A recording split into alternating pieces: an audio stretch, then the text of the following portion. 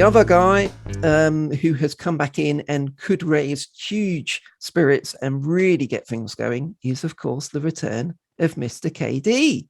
Chris Davis. We didn't imagine it would happen, but it has happened.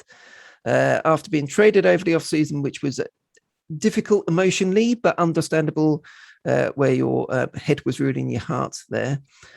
He lasted only 22 games with Texas before they designated him for assignment. And he was on the outside looking in, not really knowing where his baseball career was going to go. And in fact, it was Matt Chapman who spoke to him and said, look, have you thought of ringing up the A's front office? You know, give them a call, see if there's an opportunity for you.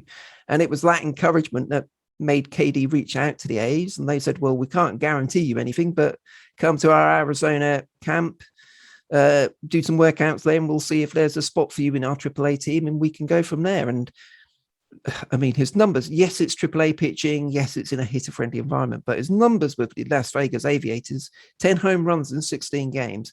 Hannah, if ever there was somebody who played their way back onto a team, it was Chris Davis in Las Vegas. Oh, talk about grit. I just kept seeing the posts on social media. He's hit another home run. He's hit another home run. He's hit 2 home runs in one game. And people were kind of building it up and getting excited.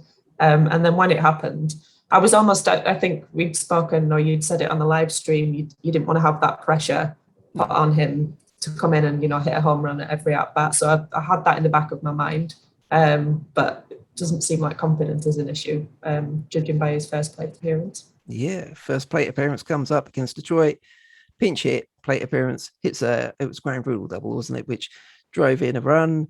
And yeah, I mean, Bob Melvin has said he's mainly going to play against left-handed starters, which he hasn't had big kind of righty-lefty splits in his career, but more recently he's been much better against lefties. So I guess it makes sense to put him in against guys who we think he can do the most damage against.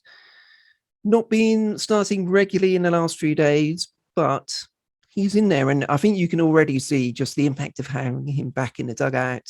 He's such a popular player in the camp, such a popular personality. So that alone should rub off on the team. To be honest, I'm not sure if he would have been called up straight away were it not for Mitch Moreland getting an injury, because Chris mainly has been DHing recently, so you kind of needed to find a spot on the roster for him. But it's more than just what he brings on the field, isn't it? It was kind of timed perfectly for a team that was on a downer to get that slight lift of having a key player come back. It's RKD.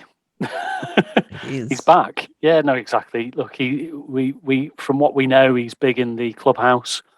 He's a favourite with the fans. He was the player we kept.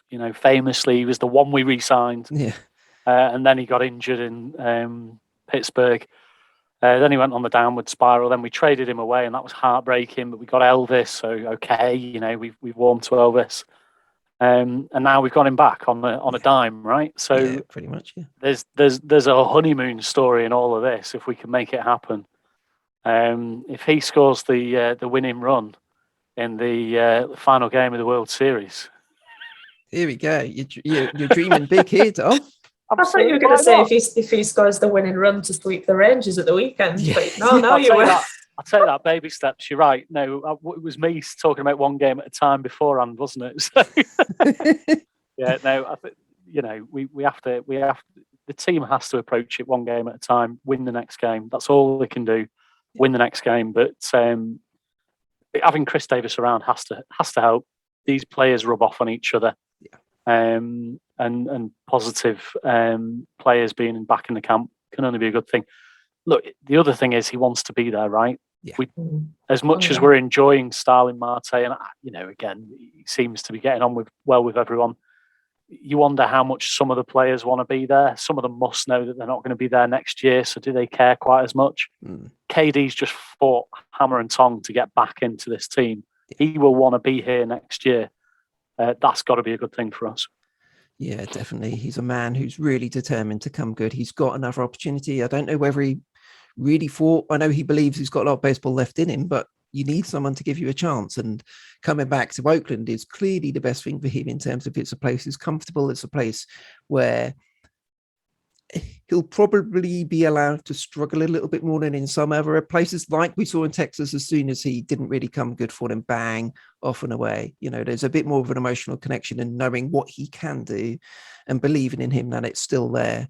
And maybe we'll see that, in fact, in this homestand. He obviously joined the team in Detroit and then went on to Toronto. So we know how great it is when a Coliseum is rocking, even if it's not a full crowd necessarily. You don't need a full crowd at the Coliseum for it to be loud. And having KD back, he's so beloved in that city of Oakland. And so we've seen it so many times in whacking the ball into their seats at the Coliseum. Maybe that will give a spark to the team. We need something in this homestand. And the sight, I'm sure the guys out in the bleachers, Hannah, they will be loving the sight of KD, although he's not in his traditional number 2, of course. But Starling has got that. He's gone 1-1 for 11. Having KD back is surely going to bring a big lift to the crowd. Oh gosh, yeah. It's like the long lost son returns, isn't it? Although it's not that long lost. No. But I'm just thinking, I'm remembering hitting a home run against the White Sox in the postseason last year. That was without fans. If we can, I'm not going to use the cliche or act like a cup final, but if we can channel some of that spirit from that series against the White Sox, again in Auckland with fans, I think that could be huge. I think we really need to use the fans for this series. Yeah, we need the positive home cooking, as they like to say out there in America, to really ignite this final 25 games. If we can get off to a good start against the White Sox, hammer it home against the Rangers, then we'll have a shot, and that's something to fight for both the team and for the fans. Get behind the team. So we've had the down moments there. We've had Ramon's suspension. We've had the injuries. So we now need to raise our spirits with one of the favorite things for all of us, which is a quiz. Yes. So if you're playing along at home, you can pause this quickly to grab a pen and paper if you need it. There are only 5 questions, I think, but if you would like to jot your answers down, what I will do, I will ask the 5 questions in order. So write your answers down for yourself, guys, and then we will go back through them and we will see what your answers are. I have got multiple choice for all of them, so you're being given a chance here, and they are all about the crush himself, Mr. Chris Davis. So, are you ready for the KD quiz? You know, if we'd done this quiz last year, I would have been well prepared. But when everyone was doing a Zoom quiz every 3 nights, but now I'm out of practice, so this is quite good. Okay, question 1, and remember, write it down, don't shout it out. With which team did KD start his major league career? Was it Kansas City? Oh, I've already answered. Chicago White Sox, Milwaukee, or Minnesota? Hannah has jumped in already with her answer, but there we go. So which team did KD start his career? Kansas City, Chicago White Sox, Milwaukee, or Minnesota? I feel like the multiple choice is gonna be a stronger benefit to me than Hannah. Well, let's see how it works on question 2, because we like to refer to him as KD, but his initials are actually KAD. His middle name begins with A. What is Chris Davis's middle name? Is it Andrew, Adrian, Arthur, or Adonis? Adonis. I really want it to be Adonis, but it can't possibly be. You know what these crazy Americans are like?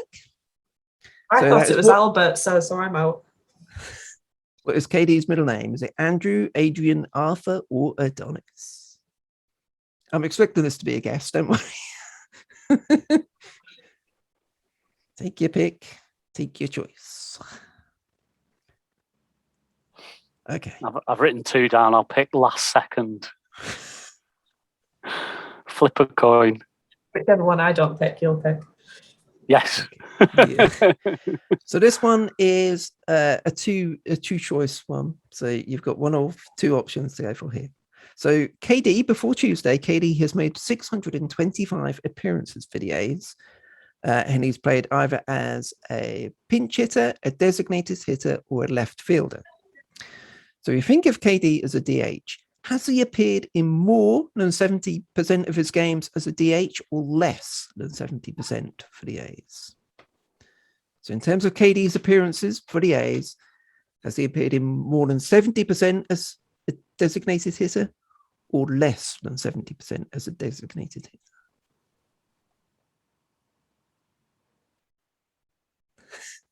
I was about to describe the look Dom just gave to the camera for the benefit of our podcast viewers. I don't think I can. It was I was going to say a quizzical look, which would be very apt indeed. Yeah, that's probably fair. Okay, question 4. Now, we are recording on Tuesday, so before the Chicago White Sox game. So we're hoping KD goes deep a couple of times tonight. But before he does, how many home runs has Chris Davis hit in an A's uniform? Is it, so if you've got 4 options here, 130, 145, 158, or 170? So how many has KD hit in an A's uniform? 130, 145, 158, or 170? Hannah looks confident, rubbing her hands with glee. Dom, not quite so much. I think I'm overthinking it though. Can I just put option C? I don't remember the numbers. I've no idea. So it's 130, 145, 158, 170. Oh, I've just changed my answer. Oof. I'm going option C. 158. Yeah, I'll write 158 down to make Matt happy. And finally, question 5. So across his entire career, so this includes time with other teams, which team has he hit the most home runs against? Is it Texas, Houston, Seattle, or Anaheim of LA, of California, of the world? So Anaheim of the Angels. which team has he hit the most home runs against? Is it Texas, Houston, Seattle, or Anaheim? Okay, are you ready for the answers? Yes. Question 1. Which team did KD start his MLB career with? Hannah, what did you have? Brewers. Brewers, Milwaukee Brewers. Dom, what did you have? Milwaukee. Hey, ding, ding, ding. Win for both guys. Have you not seen my bell before? I bought this for £4 for the benefit of our live stream. This is the production values here going on. There we go. So a point for both. Good start. Right, I have to flip a coin here. Come on in. Are you coming to me first? I think it's fair. Yeah, I'm going to come to you first this time because you're clearly on the fiddle. Heads Andrew, tails Adrian. Heads Andrew.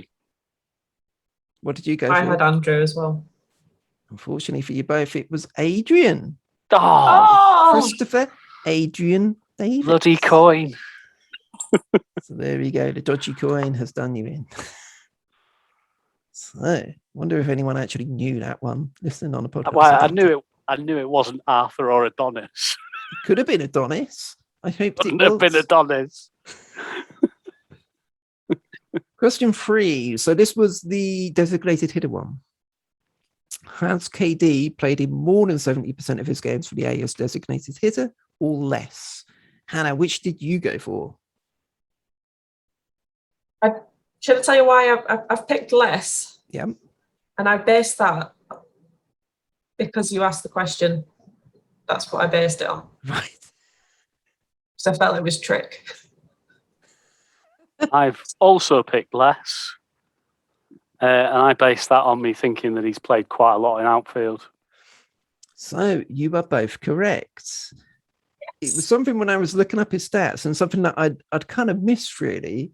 His first 2 years, he played a lot of left field. In fact, he played left field a lot more than designated hitter for the team. He's played 36% of his games as a left fielder for the A's, which is a lot higher than I thought it was. It's almost lower than I would have guessed. In my head, he's an outfielder rather than a DH. Oh. We only made him DH when he started to struggle after his Can we get the injury. bell, please? Yeah, sorry, carry on. There we go. Done. That wasn't a bell to shut you up, Dom. That was a bell to congratulate you both on the. It was. Don't worry. Now, question 4. How many home runs has KD hit in an A's uniform? Did we both go for the same thing? I think. C158. 145. Hannah, what have you done? Oh, no. Yes! It is 158. I was Ding going for to Dom. put that. When I was rubbing my hands with glee, it was because I put 145, but then Dom said, I'm picking C, so I thought, oh no, I've got to have something different. Oh. There we go. Yeah, he had those 3 years of 40 plus, one of them 48.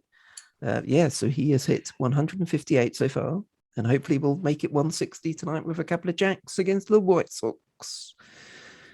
So Hannah has 2 points. Dom has 3. And now we have the final question. Across his entire career, which team has KD hit the most home runs against? We will go with Hannah. What were the options again? No, what have you written down? The options I were can Texas. show you what I've written. The options were Texas, Houston, Seattle, or Anaheim. I put Texas. I've also put Texas, but I've got a horrible feeling that we've been hoodwinked here because after writing it down, I thought maybe it was just that he'd hit the most home runs in Texas, which was a stat that was produced a lot when he before signed. They moved to the egregious waste of Public Funds Park in the old one. I've gone Texas as well. I'm pleased to say you are both correct. Yes. Oh, which no. unfortunately for Hannah means Dom has won. However, Dom, we all know how you are a stand-up guy. And I am sure, bearing in mind you want to bring joy to the world, and particularly to the podcast listeners, you will be happy to go double or nothing, double or quits on a tiebreaker. Yeah, fuck it, go on. Gamble!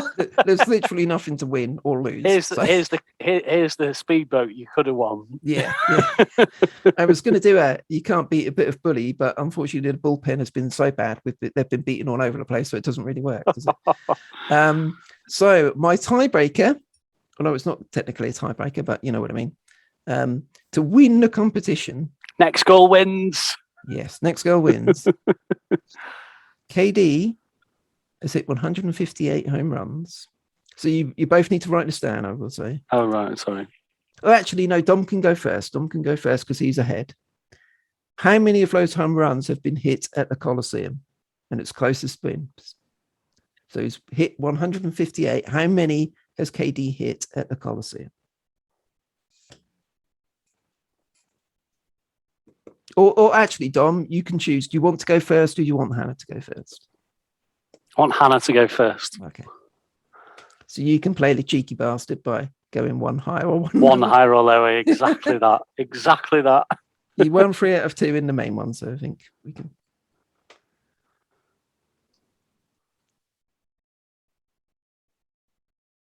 $80, please. 80. Hannah has gone 80. What are you going for, Dom? It's essentially higher or lower, isn't it? Yeah, she's gone 1 over half. Is the Coliseum a hitter-friendly ballpark? Every ballpark is hitter-friendly for KD, Dom. Come on. Lower. Dom has gone lower. Dom is correct, I'm afraid. But I thought it was closest wins. Yeah, but Dom was going to go at 79 Giving him a or 81. benchmark, and he gets. So I've had a 1 in 158 chance, and Dom's had a 1 in 2 chance. Well, that's because he won the first part of the game. I wrote 79 down. That's closer than 80. 79 is closer than 80. It was 77. There we go. That was fun for one of you. Yeah. Just let's announce I'm quitting the podcast. It'll be my last episode.